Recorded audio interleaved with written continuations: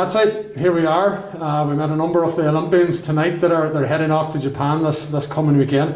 From a Finn Valley point of view, this is a huge year. It's your 50th celebration. And to have three athletes with Mark and obviously Ailish and not forgetting about Brendan all headed. It's a huge honour for the club, Patsy. Aye, it is. It's a great line in the sand, really, that you can get three athletes out of this area to the Olympic Games. And you know, what can you say? Just you're proud and privileged to be involved with them a bit. And you know, it's a great focus for the club, really, at this time.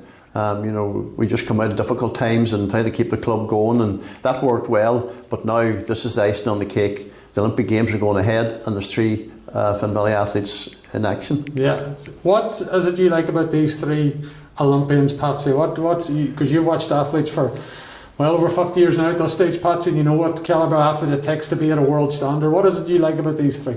Well, they've all different qualities. You know, obviously Mark is just such a talent.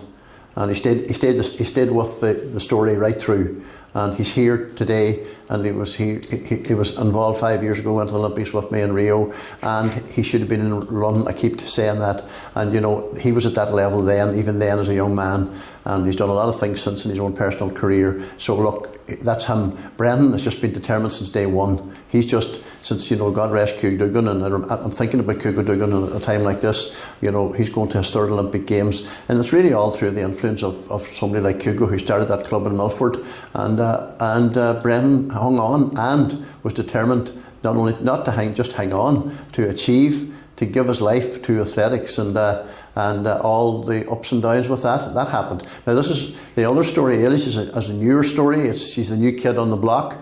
She's at the other end of the scale from Mark, or indeed Brendan, and I think that her future is seriously bright.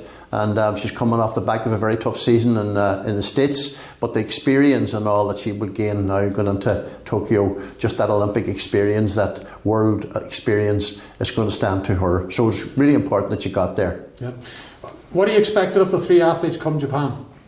Well, I mean, Brendan, if you're talking to Brendan, he'd be talking a serious finish position. He always does, and he always has that in his head. And why not this time? Because his last major challenge was Doha, and he did a massive performance there. Ailish, she needs the experience. She needs to hang on as long as she can in a race and make the best of it and learn. And just, you know, she described the steeplechase as fun. It'll be a tough, fun type experience, but look, it's what she needs to move on. And you know, we've seen your sister there today, Roisin. She'll be in that zone too in time to come. And then Mark, you know, Mark, just as I said on Highland previous, he's just got to get out of the first round. Yeah. He's got to get out of the first round. Then you're into the semi-final. He has the ability. I always said that Mark has the ability to nearly be in every major final that ever was run. So, you know, now let's see what he can do in this one. But first of all, get out of the first round. Yeah.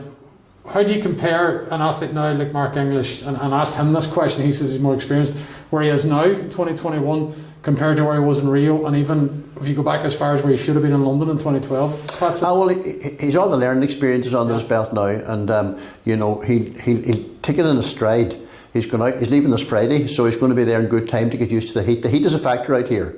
I've been to Japan on a number of occasions for major games, and I just have a memory of serious humidity and heat. So he'll get used to it. He's in the camp for quite a while.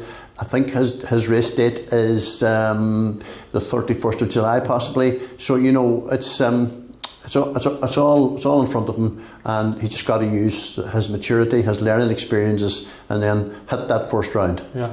You're not going to be at the Olympics, Patsy. You're going to be home here. Are you watching as things develop? I'm going to be here watching on the phone, late nights, torturing people and WhatsApp and different things. So look, so that's. Look, I was there. I had me run at it. Well, you must have got Patsy. Well, no, probably now when you get there, but not really. No. I knew what I was doing when I stepped down. Yeah. And you know, sure, I was going to go to Tokyo, but you know, really, I knew after London 2017, some of the buzz had gone out of me, and you're no good if you haven't got that real get up and go and lead. And I felt after London it was the best thing to do, and the travel kind of tore me down a bit too, you know. Yeah. Well, listen, you're leading this club, continuing forward. 50 years is now marked at this stage, Patsy. It's been a tremendous development from where you were back in August 1971.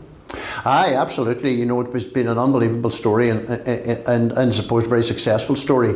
We have really now, not only have we a very, very positive, proactive, successful athletics club, but we're providing facilities for anybody and any activity that wants to engage in any sport here at Finn Valley. And as I keep putting, active in the community since 1971. Yeah, okay. Listen, Patsy, thanks for talking to us, and continued success at Finn Valley. Thank you, Ashley.